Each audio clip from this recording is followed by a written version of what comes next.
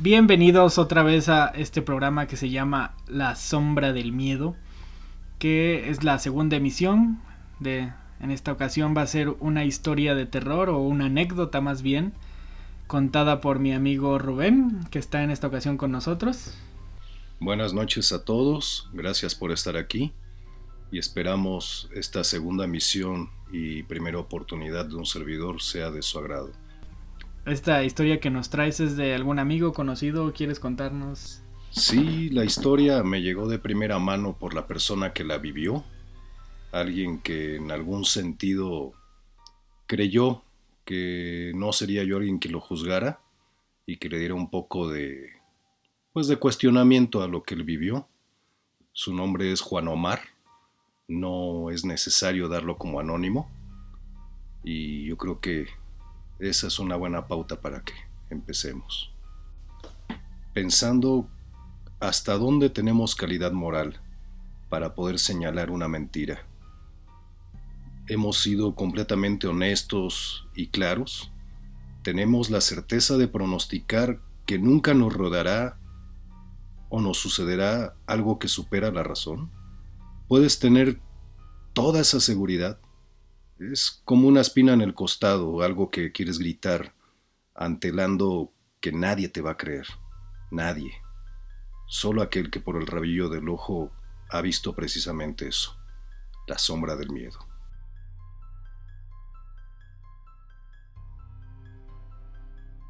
Todos hemos sentido, por demás, que en nuestra mente existe cierta complejidad, existe un mundo de posibilidades en las que podemos crear ambientes y criaturas que deambulan en esos umbrales a los que llamamos creaciones momentáneas. Pero ¿qué pasa cuando esas formas traídas de nuestra imaginación rebasan la barrera de lo tangible? Cuando son tan reales que ni siquiera nuestra peor pesadilla pensamos que podrían destapar esa frágil tapadera entre lo real y lo fantástico. ¿Qué sucede? ¿Puede por solamente decirse así que no fue traído por nuestra imaginación? ¿O acaso somos nosotros el reflejo de ella y siempre nos mantuvimos acechados? ¿O que solamente somos un monstruo más, una criatura como ellos? Nosotros somos el reflejo de esa criatura y siempre estamos creando, imaginando y pensando cuál será la apariencia física de esa criatura. Algunas veces nuestra imaginación se ve rebasada por la realidad. Este es el caso. La noche ya había alcanzado horas muy largas. Había dejado de llover y él recorría las calles.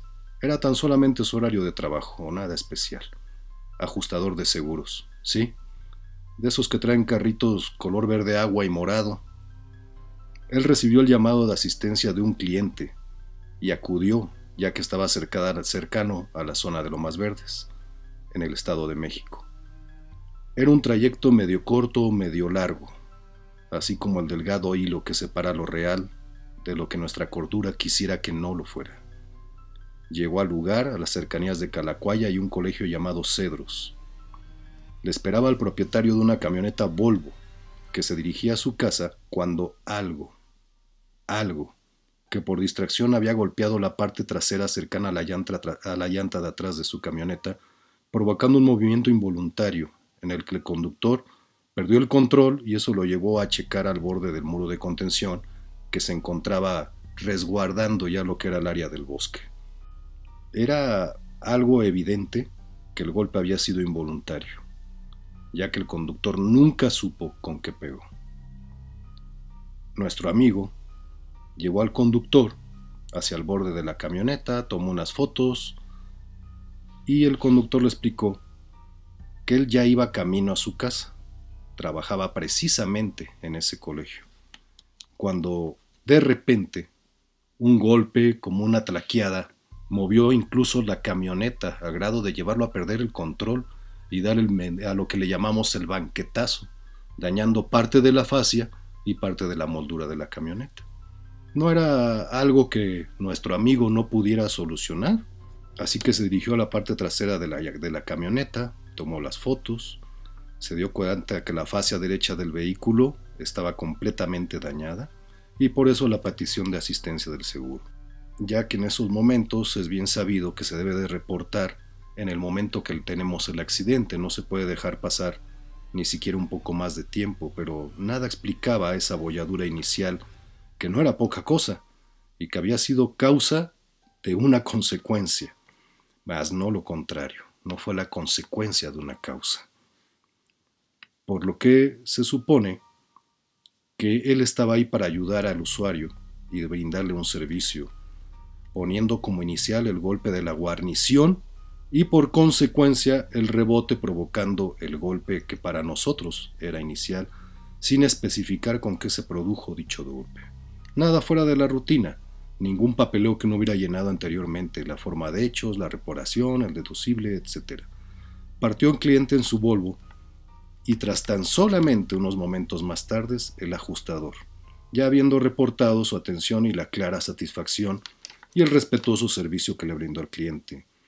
Rodeando el camino al colegio, tomó un sitio por demás oscuro, con gran cantidad de árboles. Tomó una vía que bajaba por una espesura de la zona, llegando a una bajada muy pronunciada, con luces altas y un manejo cuidadoso. Decidió alzar un poco su velocidad. De golpe, parecía ser detenido por algún obstáculo. Sí, él decidió hacer un alto total, sin apagar su motor, y bajar a revisar sus llantas. Claramente, el auto había sido patinado. Esa fue la versión que él comentó. Era como andar en lodo. Algo lo había detenido. A un carro que iba a una velocidad aproximada de 65 a 80 kilómetros por hora. A esa velocidad era irremediablemente difícil que pudiera haber un obstáculo, ya que es una carretera de un solo sentido y pues la poca escasez de visibilidad tuvo que tomar la iniciativa de abrir la cajuela de su vehículo, ya que estos vehículos de seguros cuentan con una lámpara con luz muy clara, porque en la cajuela es donde se llenan los documentos para el servicio. Para sorpresa de él, la cajuela no abría. Estaba completamente atascada con la misma parte del vehículo. ¿Qué pudo haber sido tan fuerte que lo aventó de la orilla de la banqueta por la que él venía hacia prácticamente la mitad de esa pequeña avenida? Por dicho motivo, pues él tuvo que sacar una lámpara sorda, una lámpara de mano, y empezar a revisar qué era lo que pasaba. Pensó que pudo haber caído en una zanja, y eso provocó el movimiento, pues, tan brusco del vehículo, pero no existía ninguna zanja. Y aparte lo hubiera sentido primero en la parte frontal, en las llantas delanteras del vehículo. Sí, y no fue así. Entonces, por esta razón, él fue que tomó su lámpara sorda, bajó del vehículo sin haber apagado el motor y alumbró hacia donde estaba el golpe que él sintió. Se dio cuenta que era en la parte trasera del vehículo, en la llanta derecha, pero que donde está la curva de la misma carrocería y separa la llanta, había marcas profundas, largas, como si hubiera sido prácticamente abierto con un abrelatas y levantado parte del vehículo, muy pronunciado. Esto hizo que él no pudiera explicar no lo que había sucedido, sino cómo le iba a decir a sus jefes sí, lo que había sucedido, cómo iba a excusar ese incidente. Claramente, él pudo escuchar que algo se movía tras los árboles. Ese sonido de ramas al crujir como si algo lo pisara. Pudo percibir un delgado hilillo de vapor cálido que parecía desvanecerse y una sensación que te da el que alguien te está observando, el que definitivamente no está solo. De ser acechado, comenzaba a inquietarlo. No lejos, pudo ver sobre la bajada que aún se podían distinguir las luces de la camioneta Volvo de la persona a la que él había atendido, hasta prácticamente irse haciendo más pequeñas en la distancia. Justo en la cuna de su llanta trasera izquierda estaban unas pequeñas marcas, no tan pronunciadas como las de la llanta derecha, y sobre esas marcas fue donde se dio cuenta que algo no estaba bien. Cabellos, gris oscuro, del grueso de una escobilla, pero estaban clavados en la lámina. Clavados en la lámina. Además, él asegura, en este caso, con las pocas pruebas más que su temor y la poca delicadeza que tenía al contar su historia, que había un olor en el ambiente, un aroma especial, entre tabaco, entre tierra mojada, lo más similar a si mojaras una alfombra y la dejaras secando al sol. Ese olor. Sí, ya más o menos. Ese olor muy, muy especial. Entonces, como era un golpe muy pesado, así es como los aseguradores, la gente que se dedica a los incidentes, a los siniestros, ven los golpes que fueron a una velocidad, a un movimiento y por lo tanto tuvieron una fuerza de impacto. Él dijo, esto fue un golpe pesado. Es como si alguien hubiera intentado jalar el auto por completo en dirección al vacío donde estaba el bosque, para verlo dañado de esa manera. ¿Qué demonios pasó? ¿Cómo explicar qué había sucedido? ¿Por qué el pelaje gris oscuro? Era inexplicable. El aroma era fuerte, demasiado ácido al olfato. Era un aroma que él describía alquitrán, algo muy cercano. Su motor permanecía encendido. Tomó fotos de dicho daño para su propia persona, sí, no para reportar lo que había sucedido. No me imagino. Era esa circunstancia en la que él necesitaba convencerse a sí mismo que no había salido de su cabeza. Sí.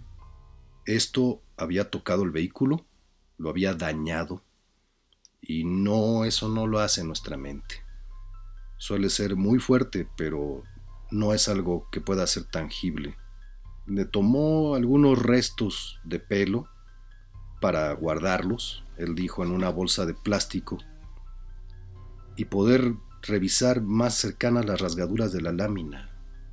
Había dado alcance al vehículo, lo había podido tlaquear para luego aventarlo y dejarlo caer, alzándolo como si fuera cualquier cosa, como si esto fuera posible, como si la sombra misma de la noche tuviera un cuerpo y hubiera salido y pretendía devorarlo. Así fue como él lo dijo. Entonces esto te hace poner cierta atención a su historia y empezar a tomarlo más en serio. Sorprendido, así como intranquilo y pensativo en cómo iba a explicar lo que había sucedido en un principio, tenía que convencerse a sí mismo y crear una versión realmente demasiado convincente de lo que había sucedido, que él mismo no podía explicarlo, y así justificarse, pero no razonaba claro. Algo le perturbaba y se hacía a cada minuto más intenso. Al levantarse del suelo, ya que se encontraba inclinado metiendo sus dedos en las largas fisuras, pudo percibir una respiración, un aliento. No era él. Esto era pestilente. Y una enorme figura grotesca, sombría y acechante. Pronto el silencio se quebró. Una especie de gruñido, rugido y un vociferreo muy grave, como si fuera un quejeo. Él menciona que parecía que escucharas palabras entre esos alaridos, entre ese dolor, porque era algo que dolía. Era como si esa criatura estuviera dolida, estuviera sufriendo, se estuviera quejando, o fuera el proceso de una mutación que dañaba. ¿Ves? Entonces, en sus propias palabras, parecía que escuchabas que algo tenía sentido, pero no era humano, no era creíble, era algo demasiado grande, al grado de que con muy pocas fuerzas pudo correr antes de paralizarse, subir al carro, y en ese movimiento para abrir la puerta del carro y subir a él, como una daga, su lámpara que llevaba en la mano alcanzó a iluminar el rostro de esta cosa. Sí. Lo que él dice en sus propias palabras parecía el rostro de un canino, pero el rostro se veía pequeño a comparación de su enorme cuerpo. Había un par de orejas largas, puntiagudas y peludas, pero más que otra cosa, lo que la lámpara deslumbró en mi agitado camino hacia el vehículo fueron colmillos, dientes afilados, al grado que hacía parecer pequeña el rostro de ese ser. Estaba agitado, sudando frío, tembloroso. Pretendía mencionar el nombre de Dios, pero no podía. En esos momentos creo que te aferras a lo que sea. Lo que te llegue, ¿no? A lo que te llegue, pero no podía. Ni siquiera porque traían su retrovisor, el crucifijo de buena suerte, de buena vibra, que a muchos les da cierta seguridad de que su camino va a ser bueno. Bueno, esta noche no fue así. Creo que Dios esa noche durmió tiempo extra. No estuvo para él. Él no lograba discernir si perdió la razón o si era uno de esos monstruos internos que todos alguna vez creamos. Y esa noche simplemente decidió salir a la realidad. Esa verdad no se podía negar. ¿Y qué lo haría no regresar a ese lugar? Ya lo sabemos. Es el miedo. Esa sensación absurda de saber que posiblemente no haya nada y posiblemente entre esa nada pueda existirlo todo.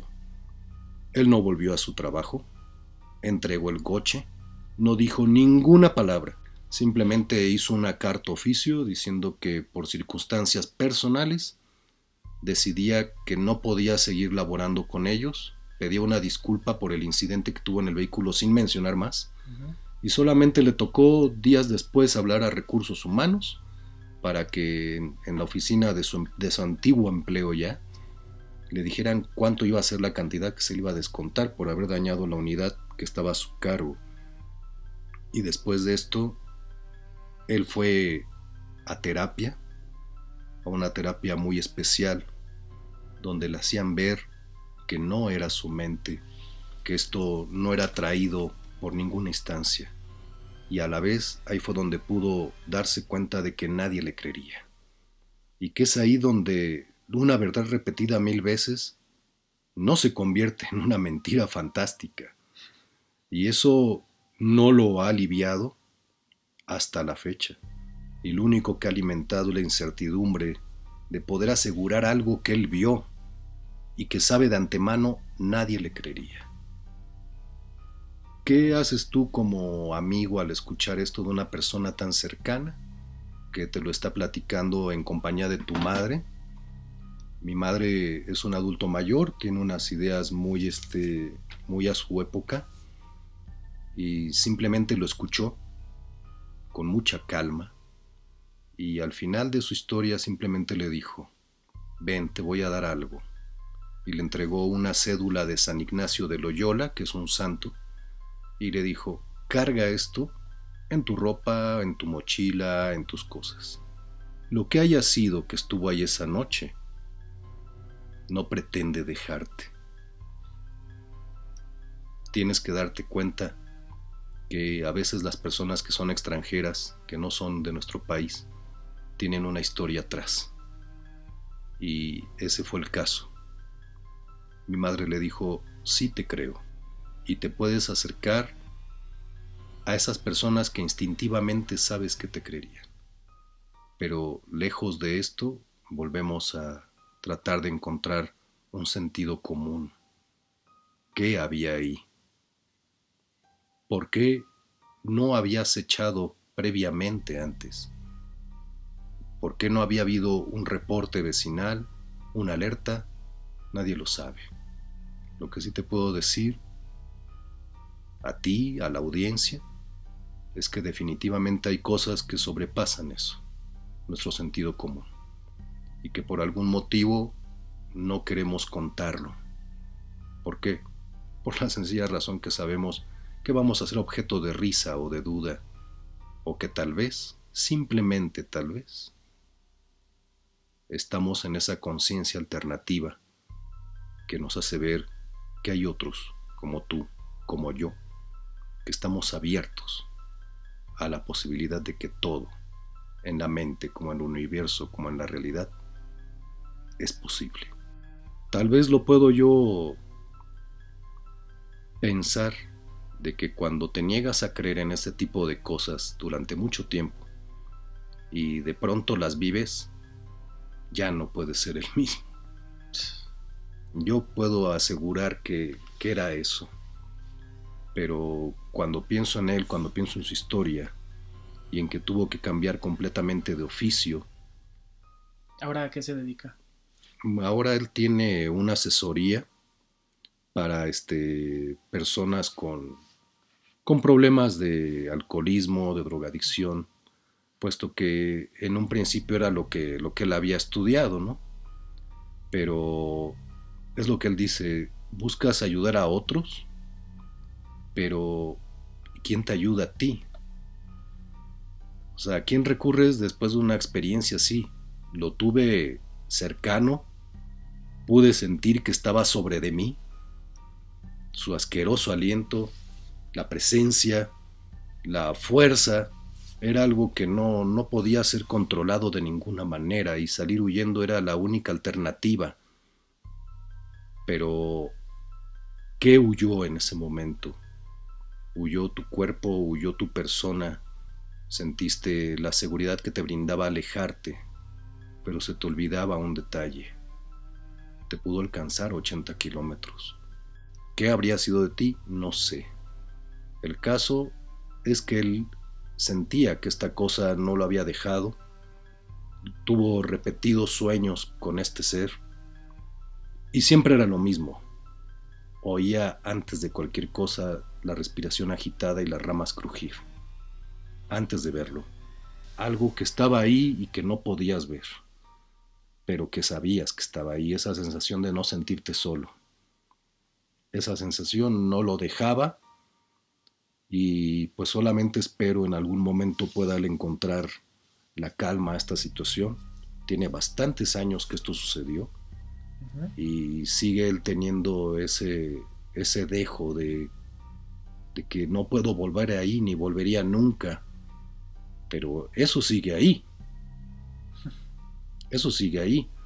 Entonces tiene él conocidos precisamente en el área de aquí del norte del Estado de México y por coincidencia, consecuencia, casualidad, empezó él a platicar con un antiguo vecino y ese antiguo vecino le mencionó que llevaba 2 meses viviendo en esa zona precisamente de Calacuaya, Chiluca, etcétera, y que en un comedor cercano a una panadería que todos deben de conocer porque es la única cercana a ese lugar, hay una iglesia ahí, pudo escuchar el comentario de uno de los empleados que le dijo, era algo que aturdía, era como si una bocina, era tan fuerte como el ruido de una bocina.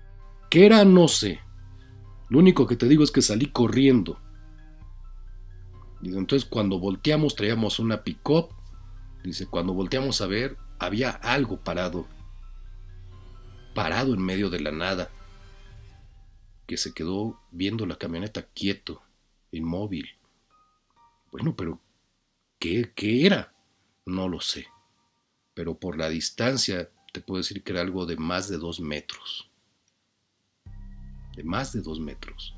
Y no era tarde, era prácticamente las 6 de la tarde. Cuando él escuchó esto, de boca de su amigo que se había cambiado a vivir a esa zona, dijo, te dije, eso sigue ahí. Lo importante de esta historia es que ha sido contada a 4 personas. E incluyéndote. Incluyendo a nosotros y a todos ustedes que nos han hecho el placer de estar aquí. Pero cuando lo cuentas a 4 personas y te lo guardas, por fuerza repercute. ¿Por qué nos atrevimos a contarlo? Porque creo que hay mucha realidad en esto y hay algo cierto. Toda historia que daña a otra persona es acreedora a ser contada. Una historia que pasa desapercibida no fue una historia, fue algo menos que un suceso. Y por el momento es lo que yo podría decir. Sintió la seguridad que sabía que le creería. Una parte de mí lo cree. ¿Y la otra parte? Y la otra parte espera poder en algún momento tener la fortaleza o adquirirla en el tiempo que sucede para poder presenciar así y entonces decirle lo sé y te creo y sé hasta dónde sentiste el miedo. No es un miedo alertante, no es un miedo que te ayude, es un miedo que paraliza, es un miedo que te deja algo en la mirada que nunca va a volver a ser igual. Es la sensación de tener las luces encendidas, de estar rodeado de cientos de personas e interiormente seguirte sintiendo solo. Esa es la sensación cuando llevas una verdad. ¿Tú qué consejo le podrías dar a él para tratar, no como tal, olvidarlo, pero llevarlo en un stand-by en su vida? Pues mira, yo creo que todos llevamos una fortaleza interior. En este caso, hay veces que estamos muy susceptibles y hasta una palabra en un tono fuerte nos lastima. Pero siempre nuestro organismo es tan genial, nuestra mente humana es tan hábil que nos hace evadir las cosas que nos hacen daño. Yo no te pediría que lo olvidaras si es que has experimentado una situación así. No te voy a pedir que lo olvides, no te voy a pedir que lo ignores. Te voy a pedir que veas dentro de ti la fortaleza que tienes y que te des cuenta si el destino o Dios o el universo hizo que tuvieras algo así, es porque esa fuerza sabe lo fuerte que eres y sabe hasta dónde lo puedes resistir. Y posiblemente tú que viviste algo así, tienes esa sensación de que no te ha dejado, esa sensación de voltear cada 3 pasos en la noche a ver si algo te sigue, esa sensación de ver el reloj como si estuvieras esperando a que alguien llegara cuando sabes que no estás esperando a nadie. Esa palabrería interna de decirle a Dios, protégenos y ayúdanos a llegar con bien, como si estuvieras con alguien, pero estás solo. Tómate de lo que tienes, no pienses de lo que careces. Tienes fuerza, y si viste esto y sufriste una experiencia de este tipo, abrázate a ella para poderla superar. No creo que en algún momento tu mente lo elimine o lo borres, pero vas a poder decir, lo superé, y tal vez vi algo y conté algo que otro no se atrevería por el solo hecho del temor a la burla. Bueno, yo lo hice, porque estoy cierto en mi cabeza, estoy cierto en mi persona, que lo que vi no lo creó mi mente. Y ya no me importa, en este caso como esta persona, ya no me importa si tardo 70 años en superarlo, no me importa. Lo que siento es que eso sigue ahí y no se va a ir. No se va a ir, pero sé que esa noche, por demás, no estaba de cacería. De haberlo estado, no hubiera nunca salido de ese lugar. Pues muchísimas gracias por dejarnos con esta asombrosa historia que tal vez a muchos va a dejar sin dormir. Esperemos y se identifiquen con esto, con el círculo que va llevando el programa, que haya sido de su agrado, que si tienen comentarios, que si tienen preguntas, se sientan con toda libertad de hacerlas. No somos profesionales, no podemos otorgar una ayuda plena o una terapia o algo que te ayude a salir de alguna experiencia de este tipo, pero lo vuelvo a decir, aférrate a esa fortaleza interior y darte cuenta que lo que viste, lo que viviste, sí estaba, y tal vez te estaba esperando.